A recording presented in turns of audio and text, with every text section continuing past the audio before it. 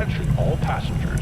We regret to inform you that Air Sky Yeti Flight 150 to Denver International Airport has been delayed indefinitely. Hello, Commanders, and welcome back to Tadowski's Shelter. Today, we will continue on our tech path. Yes, technology. I feel this is still a very underrated topic as it allows all commanders the same opportunity for growth, and it is such an easily overlooked area. I don't know why, but it is. Maybe you can tell me why. So today, we are going to discuss a new technology that will come out later on down the road, modern military and modern defense, and let's talk about the fastest and cheapest way to get the most important buffs out of them and what each of them involves and includes and means for your base.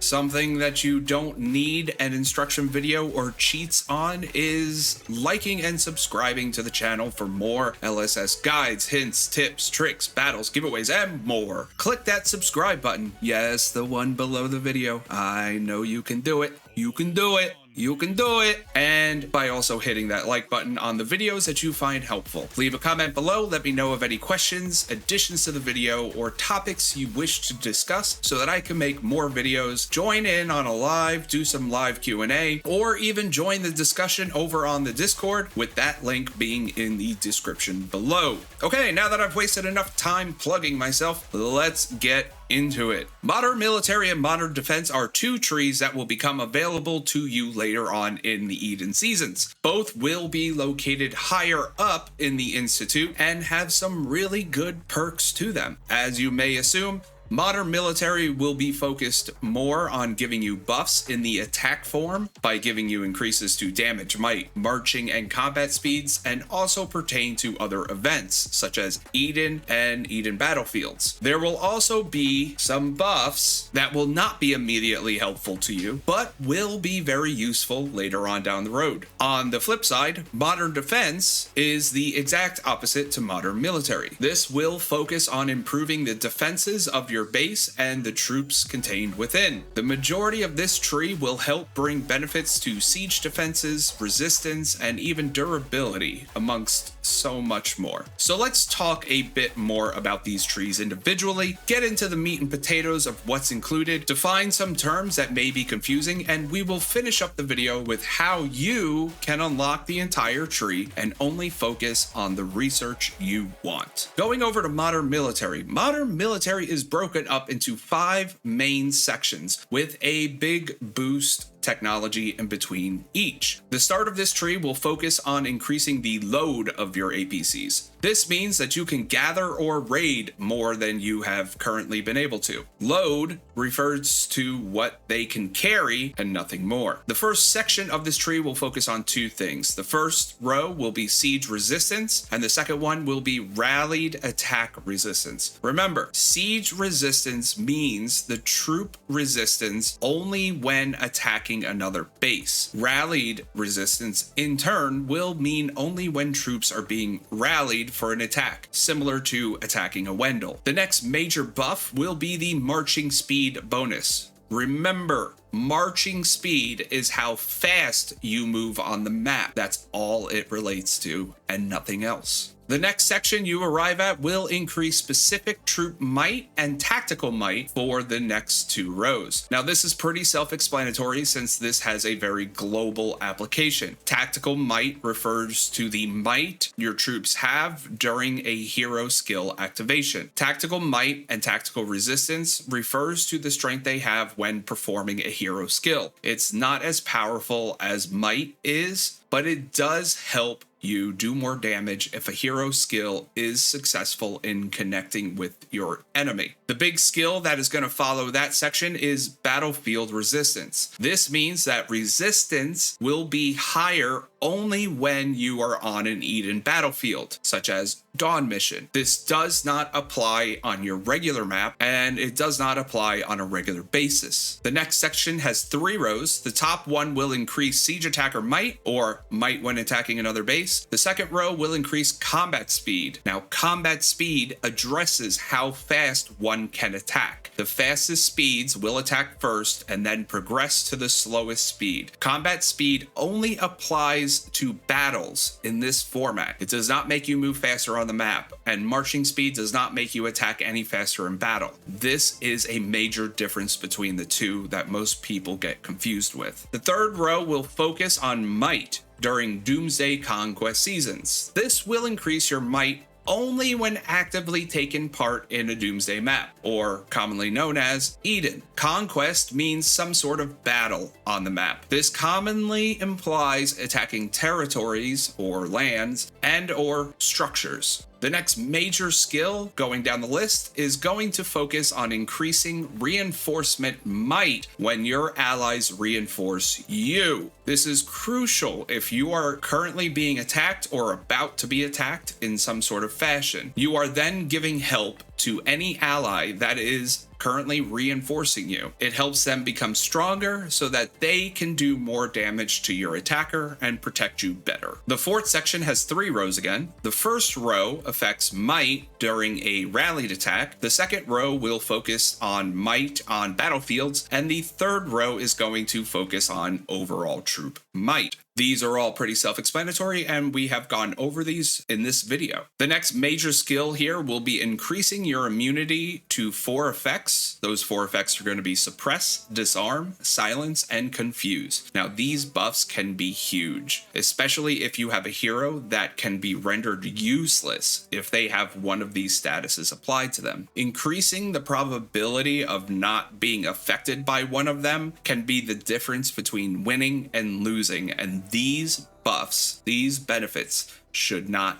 be ignored. Now, this brings us to the last section, which is 4 rows. The first row will focus on Conquest Resistance. Remember, this is during Doomsday or Eden. The second row will focus on Rallied or Legion Might. The third row will focus on damage increases, and the final row will focus on tier 10 unit limits. This means you will be able to train more tier 10 troops. Overall, this is an extremely good and important tree to get done. This tree and the next will utilize both war badges and courage medals. However, these 2 trees are not going to be as costly as your lower tech tree counterparts are. A rough estimate to completing both trees may be around 1.5 million war badges, but this may be drastically overestimating the actual cost. I do not have an exact number at this time, but I can go look it up if that is what you wish. But now let's take a look at the second tree here, which is going to be Modern Defense. As I stated earlier, this tree will focus more on the defensive capabilities of your troops and your base. This tree is also divided into 5 sections, but has 7 large skill segments in between. To quickly go over what's included, the first major skill of the tree will improve your garrison's durability, aka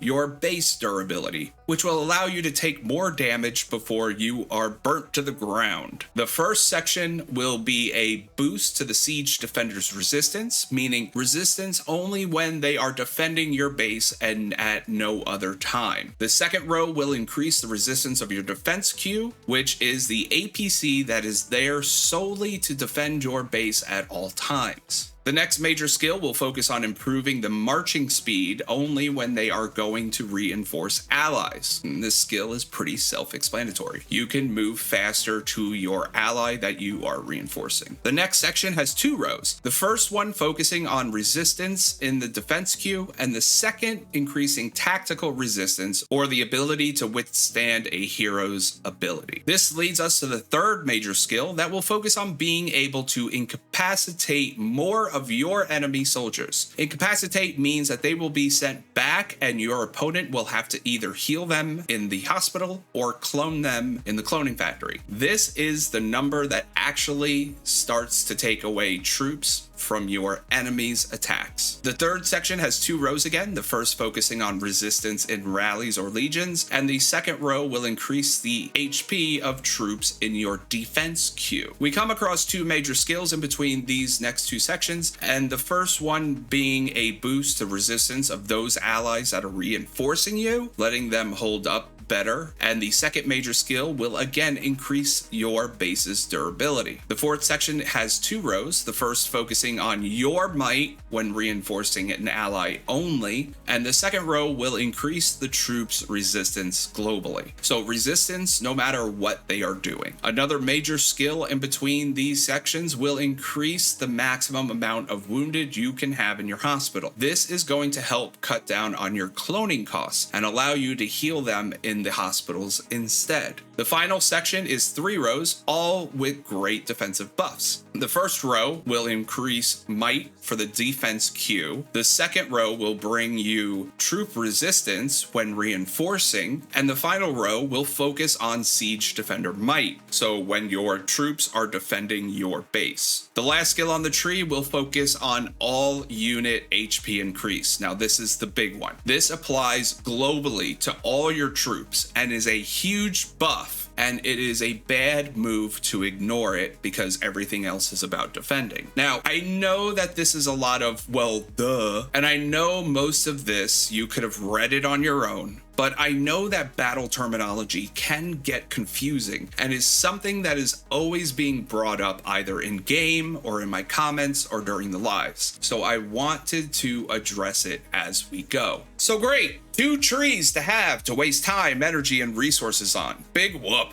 It'll take forever to get anything worthwhile in there. But that's not necessarily true. See, we've gotten so accustomed to needing to max out the row prior before we can start the next row. But these 2 trees break that mold. This is something we really haven't seen since early on in the beginning of the game. But you can quickly unlock the entire tree and only focus on the buffs you wish to focus on. And it makes sense, right? Why should you max out rally and legion stuff if you won't see that aspect for another 4 seasons of Eden? So this is where I say pay attention to detail in the game. Detail can mean the difference between victory and decimation. As you progress through the tree, generally each row stays on the same level as the one previous. Yeah, that's not confusing. Okay, normally, in order to open up the next row of technology in a tree, you generally need to reach level 5 on a row before you can start to research the next row. However, these 2 trees are different. If you look at the requirement for the next row on both of these trees, in order to unlock and start researching the next row, you only need to complete the same level of the row before it. What does that mean? In order to unlock and start researching the second row here, you only need to finish level 1 of the row before it. This will continue throughout the tree. So if row 2 only has a maximum level of 10 and row 1 has a max level of 20, row 1 only needs to get to level 10 before you can max out row 2. This strategy will help you open up the entire tree in half the amount of time as someone that goes down it completely. From here, you can focus only on the text that you want to benefit you the most. You want